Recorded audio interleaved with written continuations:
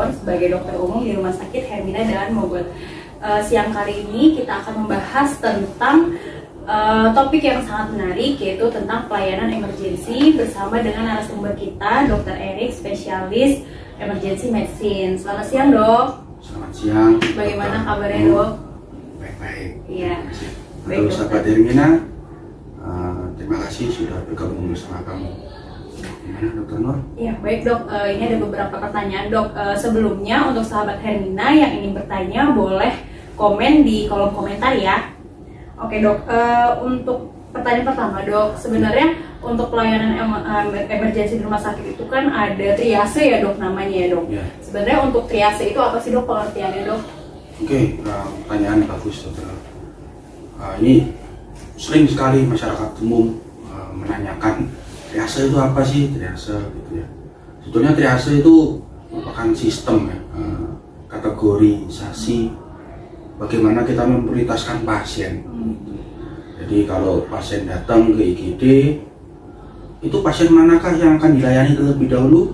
Pasien yang paling gawat darurat. Jadi yang pasien yang paling gawat, kondisinya paling buruk atau paling kritis, itulah yang akan ditangani terlebih dahulu. Itu yang membedakan IGD dengan poliklinik atau polirawat jalan. Kalau polirawat jalan atau poliklinik kan pasien yang datang pertama kali atau yang sudah appointment itu yang akan dilayani lebih dahulu. Nah, first come first serve gitu kan kalau istilahnya di dunia industri. Nah, kalau di emergency department sangat beda. Siapa yang paling gawat darurat itu yang mendapatkan prioritas untuk dilayani terlebih dahulu. Demikian sahabat Hermina. Berarti sesuai dengan kasusnya ya Dok ya, dilihat dari gawat daruratnya ya Dok ya untuk triase itu. Iya. Oke Dok, untuk proses triase itu kira-kira diperlukan waktu berapa lama sih Dok? Sebetulnya tidak lama, Dokter Nur. Bergantung pada kondisinya. Secara standar ya, sistem yang digunakan di Rumah Sakit Hermina Daan Mogot itu mengadop dari ATS, Australo-Asian Triage Scale singkatannya. Itu petugas triase atau triase officer akan melakukan serangkaian pemeriksaan, utamanya mengetahui sistem airway, breathing, sirkulasi, dan disability. Itu dalam waktu singkat. Apabila diketemukan yang memang kondisinya kritis, umumnya secara general dilakukan kurang lebih 2 menit. 2 menit, apabila terlihat ada kondisi yang kritis akan segera dibawa ke ruang resusitasi. Tapi memang bila kondisinya stabil, bagus, akan lebih dari 2 menit. Tapi secara standar umumnya hanya cukup 2 menit. Kalau memang ada kondisi yang kritis maka akan segera dibawa masuk ke dalam IGD untuk pelayanan lebih lanjut. Oke. Baik Dok, kalau untuk triase sendiri itu siapa sih Dok yang melaksanakannya di IGD? Oke, sebetulnya yang melaksanakan itu bisa dokter atau perawat secara umum. Tetapi ada petugas yang ditunjuk sebagai petugas yang utama, yaitu triage officer. Kalau di Rumah Sakit Hermina Daan Mogot kami mempunyai satu perawat yang memang sudah terlatih, mempunyai kompetensi untuk menjalankan triase tersebut. Jadi tidak hanya triase sih sebetulnya, tetapi juga triage officer ini harus mempunyai kemampuan komunikasi yang baik, sebab harus menjelaskan kepada pasien apa sih maksudnya tujuan triase ini. Jadi tidak hanya bagaimana cara melakukannya, tapi juga komunikasi dan mengedukasi bahwa pasien ini gawat darurat sehingga harus ditangani lebih dahulu, bahwa pasien ini tidak gawat, tidak darurat sehingga kita ada waiting time atau antrian di mana kita lebih mendahulukan pasien yang mendapat prioritas terlebih dahulu. Baik Dok, kalau misalkan untuk faktor-faktor apa saja Dok yang dinilai dalam pengambilan keputusan triase? Kondisi pasiennya bagaimana? Seperti itu Dok untuk dalam menentukan triasenya Dok? Iya, kita seperti tadi saya bilang Dok, kita mengadop dari ATS, Australo-Asian Triage Scale. Itu ada protokolnya, gitu ya. Protokolnya itu kita nilai awal berdasarkan ABCD, gitu ya.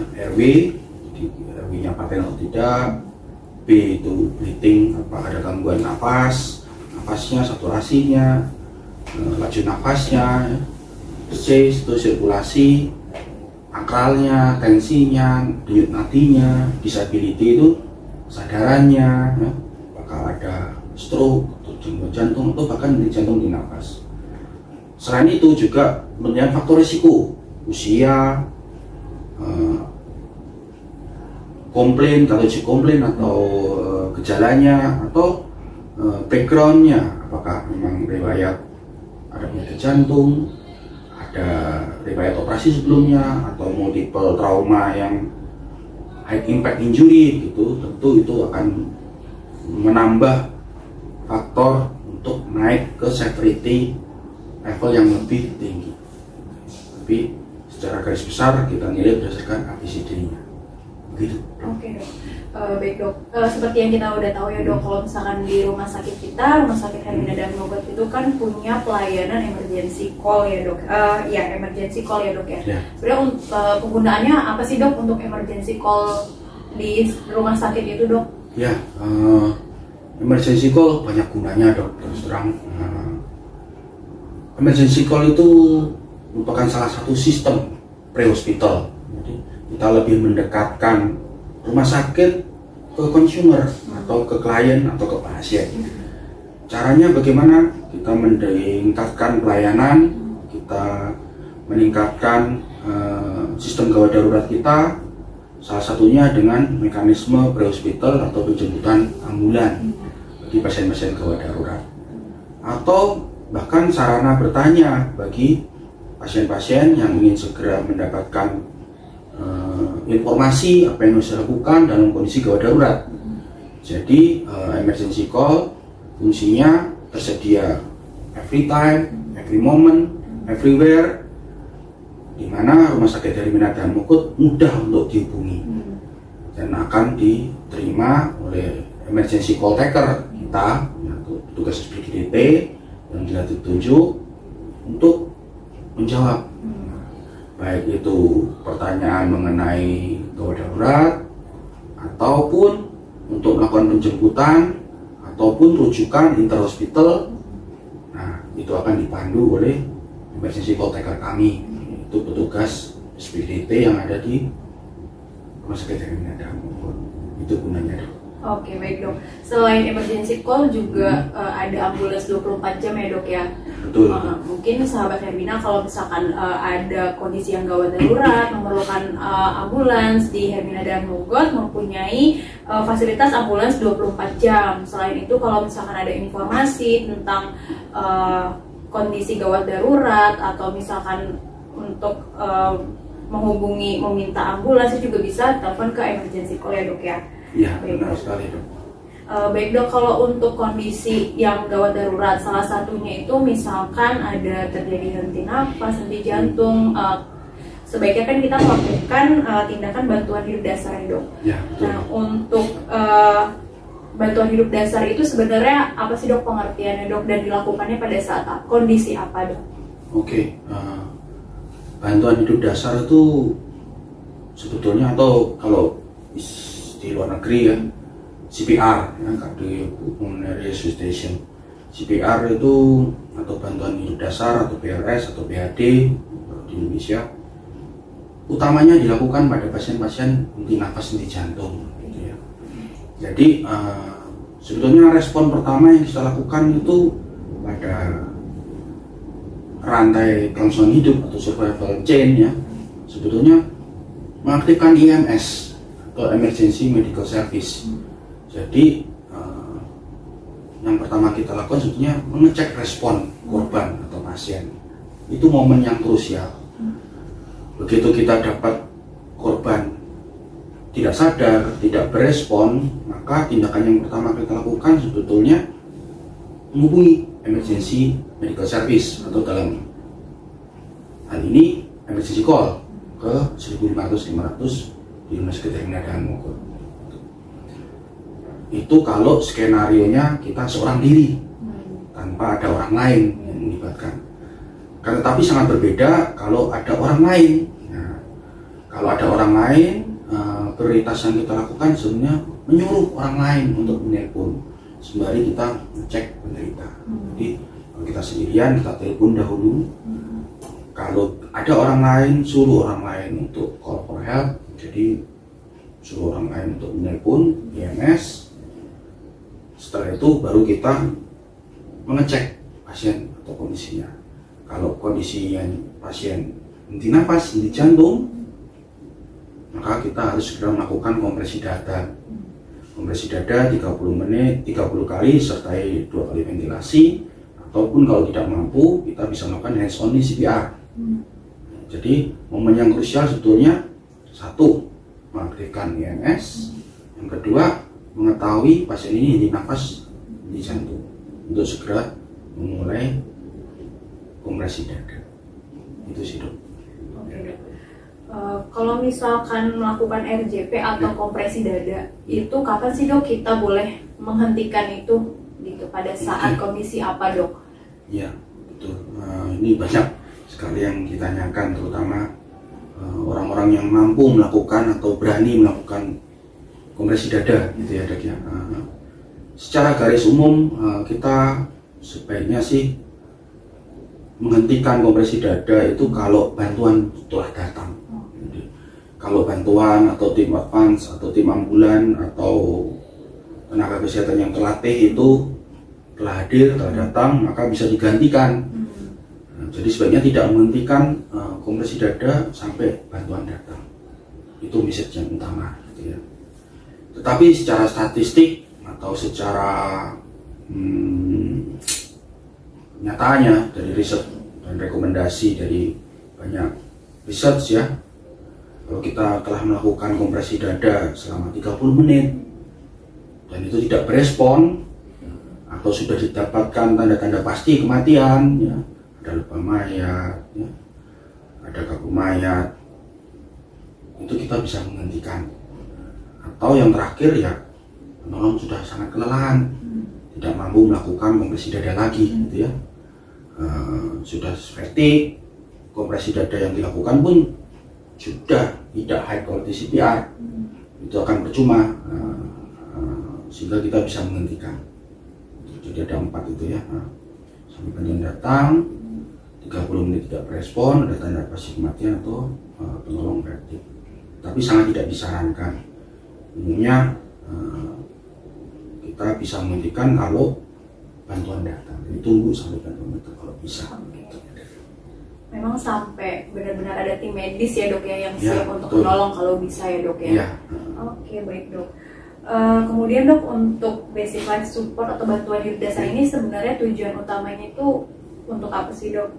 Ya, sebetulnya tujuan utamanya itu ini begini, penderitaan di jantung atau cardiac arrest atau sudden cardiac arrest gitu ya, itu kebanyakan terjadi di hospital, di luar rumah sakit. Dan dari banyak penelitian itu bergantung pada first responder, orang yang pertama kali menemukan gitu ya. Sebab kalau tidak dilakukan pertolongan untuk kompresi dada dalam waktu 4-5 menit, maka tingkat survival atau kelangsungan hidupnya itu akan semakin jauh menurun. Jadi kalau kita menunggu sampai ambulan datang atau kita menunggu sampai pasien ini dibawa ke rumah sakit, itu sangat amat terlambat sih dok. Gitu, ya. Jadi fungsi utama kompresi dada atau BHD itu kita memberikan chance atau paling tidak potensi apakah kita mau meningkatkan angka survivalnya atau tidak. Itu sih dok. Sebab pasien yang henti jantung sedini mungkin kita tidak memberikan kompresi dada, maka angka kelangsungan hidupnya akan semakin menurun seiring waktu. Oke dokter. Ada satu lagi pertanyaan dok, ketinggalan nih tentang ambulans dok. Ya. Mungkin sahabat Harimina di sini masih ada yang belum tahu dok.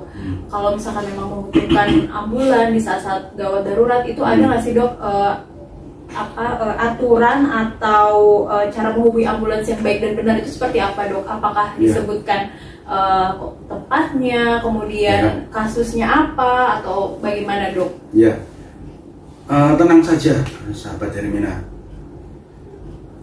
yang utama sih sebetulnya harus disimpan itu nomor-nomor emergency call. Jadi kalau saya pribadi, saya punya HP itu saya selalu menyimpan 3 nomor penting: nomor ambulan, nomor kepolisian, dan nomor pemadam kebakaran.